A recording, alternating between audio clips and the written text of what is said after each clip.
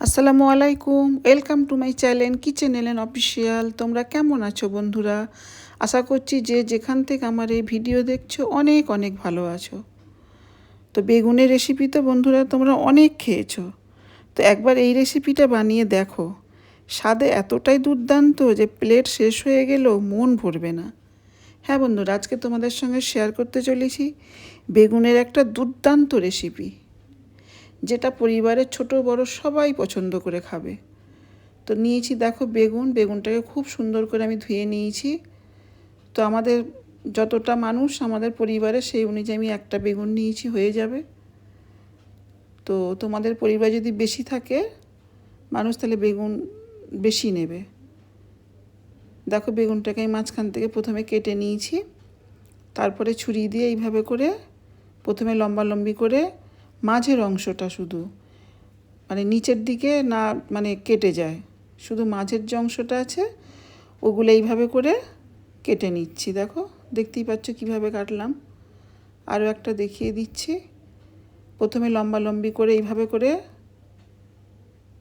মানে চিড়ে চিড়ে নিচ্ছি যেটা বলে, তারপরে আবার এইভাবে করে কেটে নিচ্ছি।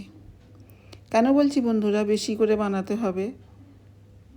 তো বেশি করে যদি না বানাও শেষে নিজেরই দেখবে ভাগে কম পড়ে গেছে, এতটাই টেস্টি হয়। এইভাবে আমি কেটে নিলাম। এবার অল্প একটু নুন মাখিয়ে, ওপরটাতেই নুন মাখাবো আমি, অল্প একটু নুন দিয়ে মাখিয়ে রাখবো। এতে করে কি হবে, এক্সট্রা যে পানি আছে বেগুনে সেটা খুব বেরিয়ে যাবে ভালোভাবে। তো এইভাবে করে মাখিয়ে নিচ্ছি। এটাকে এইভাবে করে মাখিয়ে 10 মিনিট মতো আমি রেস্টে রেখে দেব। এতে কী হবে, যতটুকু মানে এক্সট্রা পানি আছে সবটাই বেরিয়ে যাবে। মাখানো হয়ে গেছে, এটাকে রেস্টে রেখে দিলাম। এদিকে আমি একটা মশলা বানিয়ে নেব। তার জন্যে নিয়েছি দেখো একটা হাঁড়ি, তা পানি নিয়ে নিয়েছি। তো দুটো টমেটো নিয়েছি, টমেটোটা এইভাবে করে কাট লাগিয়ে নিয়েছি, দেখো এরকমভাবে করে কেটে নিয়েছি। দুটো শুকনো লঙ্কা, এগুলোকে আমি সেদ্ধ করে নেব। এইভাবে করে টমেটো কেটে নিলে কি হয়, সেদ্ধটা হয়ে যাওয়ার পর খোসাটা খুব ভালোভাবে ছাড়িয়ে নেওয়া যায়। এদিকে আমি অল্প একটু চিকেন নিয়েছি, দেখো শুধু এটা মাংস, হাড় ছাড়া। এটাকে আমি কিমা বানিয়ে নেব। আর এদিকে দেখো আমার টমেটো আর লঙ্কাটা সেদ্ধ হয়ে গেছে। এবার আমি খোসাগুলো দেখো কত সুন্দর উঠে যাচ্ছে। এইভাবে করে কেটে নিলে খোসা খুব সুন্দর উঠে যায়। তো খোসাগুলোকে আমি সব তুলে ফেলে দেবো। এইভাবে করে তুলে ফেলে দিতে হবে।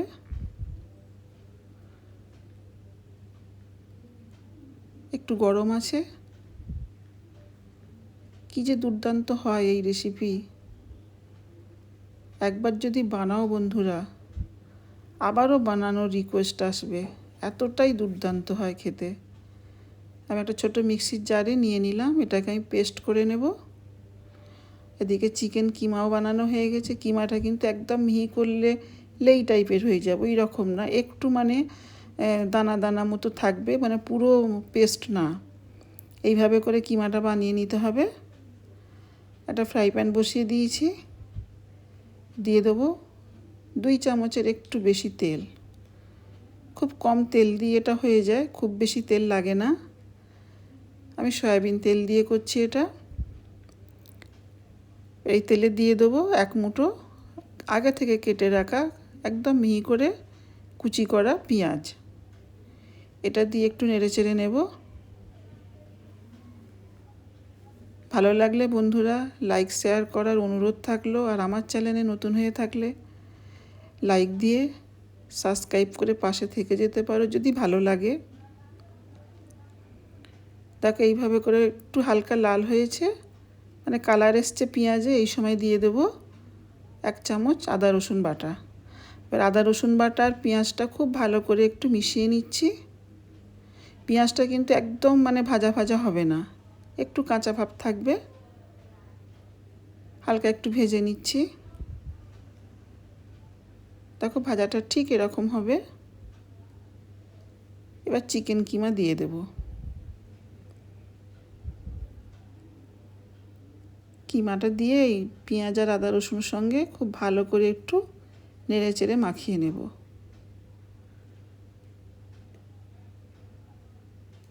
খুব সহজ, তাড়াতাড়ি বানানো হয়ে যায়। একবার যদি বানাও বন্ধুরা এই রেসিপিটা, মানে পরিবারের ছোট বড় সবাই খাওয়ার জন্যে না মারপিট শুরু করে দেবে, এতটাই টেস্টি হয়। খুব ভালো করে নেড়ে চেড়ে কিমাটাকে এইভাবে করে একটু ভাজা ভাজা করে নিতে হবে। ভাজা ভাজা মতো হয়ে গেছে দেখো। এই সময় আমি দিয়ে দিলাম নুন স্বাদ অনুযায়ী, দিয়ে আবারও একটু নেড়ে নিচ্ছি।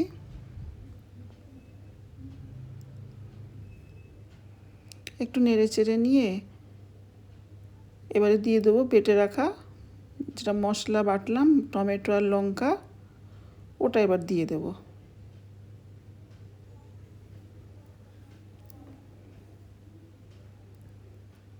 একটু ঝুরো ঝুরো মতো করে নিতে হবে আর কি।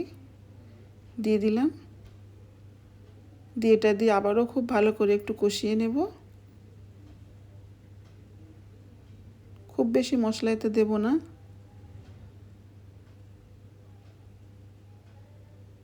দিয়ে খুব ভালো করে নেড়ে চেড়ে নিচ্ছি দেখো।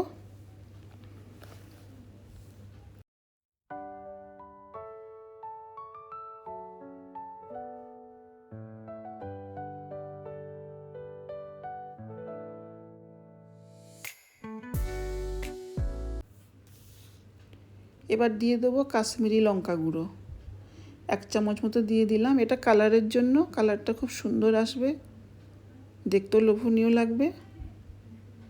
দিয়ে আবার একটু নেড়ে চেড়ে নিচ্ছি।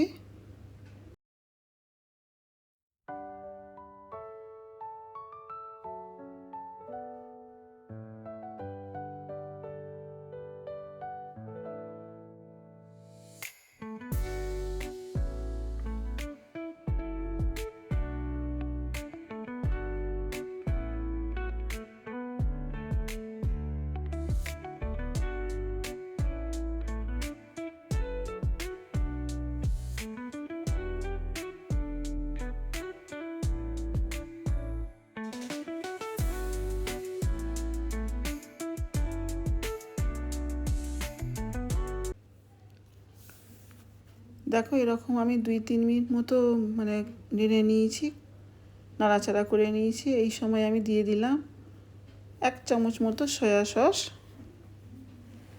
তারপর দিয়ে দেবো 2 চামচের মতো টমেটো সস। এই চিকেন কিমাটা না খুব একটা ভাজা ভাজা হবে না, একটু রসা রসা মতো থাকবে, মানে রসা রসা মতো মানে বানাতে হবে। খুব ভাজা ভাজা হলে কিন্তু খেতে ভালো লাগবে না রেসিপিটা। দেখো দিয়ে দিলাম, দিয়ে আবার একটু নেড়ে চেড়ে নিচ্ছি। এই টমেটো সস সয়া সস দেওয়ার জন্য না একটু রসা রসা মতো হয়ে গেছে, দেখতেই পাচ্ছ, খুব শুকনো না। একটু নেড়ে চেড়ে নিচ্ছি। এইভাবে করে নেড়ে চেড়ে নিলেই হয়ে যাবে কিমা। দেখো পুরো রেডি হয়ে গেছে আমার কিমাটা। এবার বেগুনগুলো নিয়ে নিয়েছি, দেখো কতটা পানি বেরিয়েছে। এবার হাত দিয়ে একটু চিপে চিপে পানিগুলোকে বার করে নেব, যতটা হবে আর কি। একটু চিপে চিপে বার করে নিচ্ছি, দেখো কতটা পানি বেরোচ্ছে। এইভাবে করে মানে 2 পিস বেগুনেরই পানি বার করে নেব।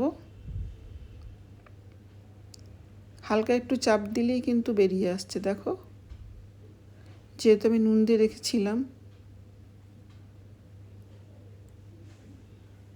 এবারে বেগুনগুলোর আমি একটা চামচ নিয়েছি দেখো। এবার মাঝখানের যে অংশগুলো আছে দেখো, মাঝখানের যে অংশগুলো আমি কেটে কেটে রেখেছিলাম, এগুলোকে খুব সাবধানে আস্তে আস্তে এইভাবে করে বার করে নেব। দেখতে পাচ্ছ কিভাবে করে বার করছি, এইভাবে করে বার করে নিতে হবে। তবে এই মাঝের এই অংশগুলো আমি ফেলে দেব না, এগুলো অন্য কোনো রান্নায় আমি কাজে লাগিয়ে দেব, মানে অন্য কোনো রান্নায় দিয়ে আমি তৈরি করে নেব। দেখো ঠিক এইভাবে করে মাছগুলোকে বার করে নিতে হবে।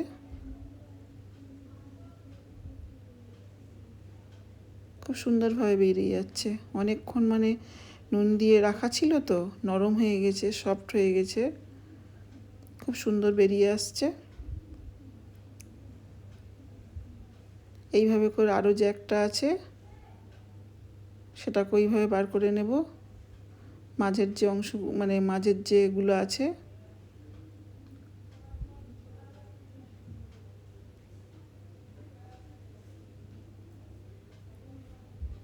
সবগুলো বার করা হয়ে গেছে আমার, দেখতেই পাচ্ছ। এগুলোকে রেখে দেব। দিয়ে এবার এই বেগুনগুলোর ভিতরে চিকেনের যে আমি পুরটা বানালাম,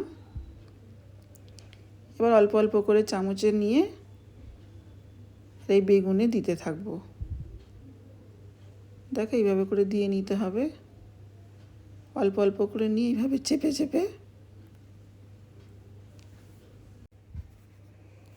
একটু এইভাবে করে মানে চেপে চেপে নিতে হবে, মানে চেপে চেপে দিতে হবে যতটা হয় আর কি, পুরো এইভাবে চেপে চেপে দিতে হবে।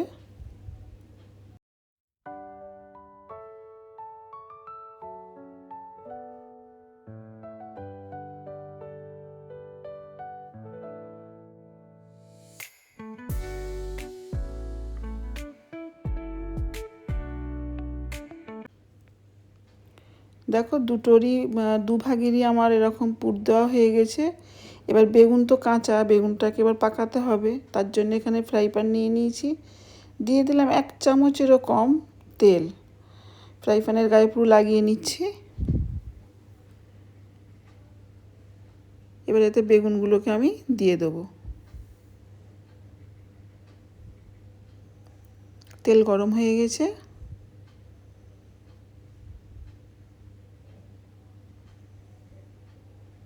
দুটো বেগুন এইভাবে দিয়ে দেবো, মানে 2 টুকরো, একটা বেগুন 2টো টুকরো করে নিয়েছি। এই সময় কিন্তু গ্যাসের আঁচটা একদম লোয়ে রাখতে হবে। এবার ওপর থেকে দিয়ে দেবো অল্প একটু চিজ। চিজটা যদি তোমাদের হাতের কাছে না থাকে না দিলেও হবে, কোনো অসুবিধা নেই। এইভাবেও বানালে দারুণ টেস্টি হয়। আমার কাছে ছিল, আমি তাই দিয়ে দিলাম, আরও একটু লোভনীয় এবং টেস্টি হয়ে যাবে। দিয়ে নিচ্ছি।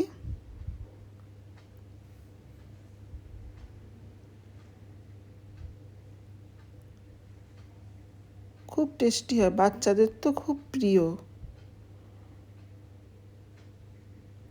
চেটে পুটে খেয়ে নেবে।